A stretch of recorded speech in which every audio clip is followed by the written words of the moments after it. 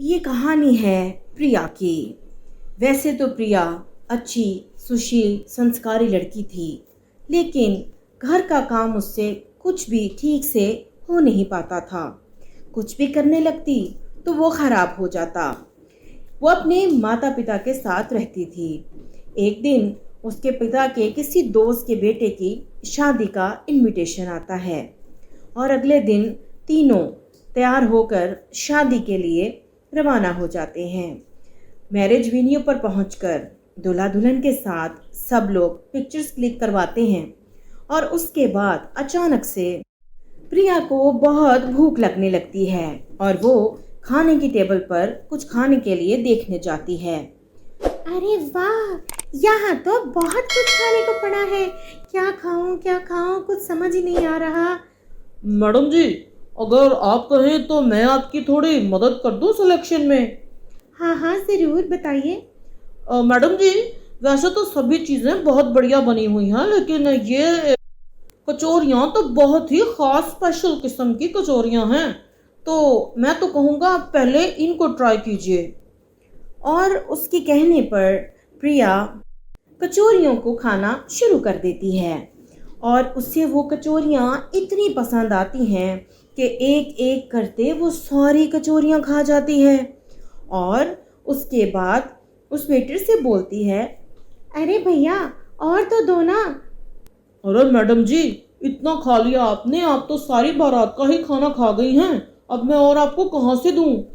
हाँ, ठीक है भैया, सही है। वैसे भी मुझे भूख नहीं है इतनी, मैं तो वैसे ही ट्राई कर रही थी। अरे साली, सारी बारात का खाना खाकर अभी भी कह रही है मुझे भूख नहीं है।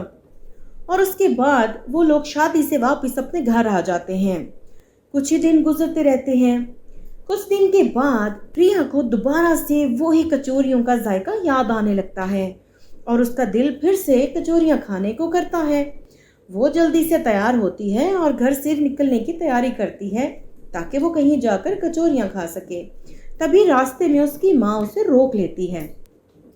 अरे ओ प्रिया, कहाँ जा रही है इतनी दोपहर में?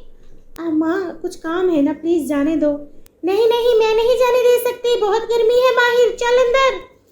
और बिलाखिर माँ से मजबूर होकर प्रिया वापस चली जाती है और YouTube पर जाकर ढेर सारी रेसिपीज देखती है कचौरियाँ बनाने की, ताकि वो खुद से बनाकर खा सके। और बिलाखिर वो किचन में चली जाती है कचौरियाँ बनाने के लिए। और वहाँ पर जब वो कचौरी का सामान रखने लगती है तो जब वो मैदा उठाती है तो उसके सर पर वो सारा आटा गिर जाता है। अरे बाप रे, ये क्या हो गया? अगर माँ आ गई किचन में तो बहुत धुलाई करेगी। एक तो कोई काम मुझसे ठीक से नहीं होता। अभी वो किचन में यही सब कर रही थी कि उसकी माँ किचन में आ जाती है। अरे ओ करम जली, कल मोही, ये क्या कर दिया किचन में? इतना गंद फैला दिया तूने, क्या रही है तू? वो माँ, मेरा कचौरियाँ खाने को बहुत मन कर रहा है, प्लीज कचौरियाँ बना दो ना मुझे। अच्छा ठीक है, बना देती हूँ, लेकिन उससे पहले ये सारा किचन साफ कर, वरना मैं कुछ नहीं बनाऊंगी। नहीं नहीं माँ जी, मैं अभी किचन साफ कर देती हूँ, प्लीज कचौरियाँ बना दो। और जल्दी जल्दी से प्रिया किचन साफ करने लगती है ताकि उसकी माँ उसे कचौरियाँ बना के दे दे। किचन साफ करने के बाद वो फ्रेश होने के लिए जाती है और जब वापस आती है तो टेबल पर ढेर सारी कचौरियाँ पड़ी हुई होती हैं। वो कचौरियाँ देखकर दीवानी हो जाती है और जल्दी जल्दी सारी कचौरियाँ खा लेती है। जब उसकी माँ आती है और वो खाली बर्तन देखती है, वो हैरान रह जाती है। अरे प्रिया, सारी कचौरियाँ खा गई। अरे इतनी मेहनत से मैंने बनाई थी, एक तो मेरे लिए रख देती। माँ, वो मुझे पता ही नहीं चला, इतनी मज़े की कचौरियाँ बनाई हैं आपने, मैं क्या बताऊँ, पता ही नहीं चला कैसे ख़त्म हो गई। समय गुजरता जाता है और आखिर प्रिया की शादी हो जाती है। शादी के बाद प्रिया काफ़ी जिम्मेदार साबित होती है। ससुराल के सारे काम संभाल लेती है और रोज़ाना शाम की चाय के साथ सास और शौहर को कचौरियाँ बना कर देती है। उसकी सास उससे बोलती है, अरे प्रिया, ये रोज रोज क्या तुम चाय के वक्त कचौरियाँ बनाकर बैठ जाती हो हमें खिलाने के लिए? माँ जी, दरअसल चाय के साथ बहुत अच्छी लगती है ना, इसलिए मैं आपके लिए बनाती हूँ।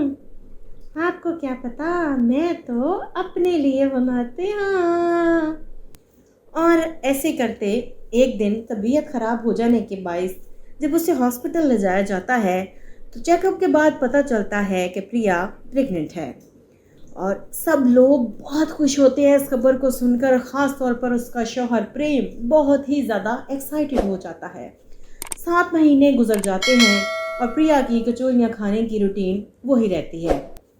लेकिन जैसे ही 7 महीने गुजरते हैं तो उसका दिल कचौरियों से उकताने लगता है और मीठी चीज़ें खाने को करता है। 2 महीने यही सब चलता है और आखिरकार वक्त आ जाता है और प्रिया एक खूबसूरत सी बेटी को जन्म देती है। और कुछ ही देर में डिस्चार्ज होकर जब वो अपने घर वापस आती है तो एक मुकम्मल फैमिली उसकी मुंतज़िर होती है, अपनी बेटी, अपने शौहर और सास के साथ। और साथ ही साथ इस वक्त में उसकी कचौरियाँ खाने का जुनून भी ख़त्म हो जाता है।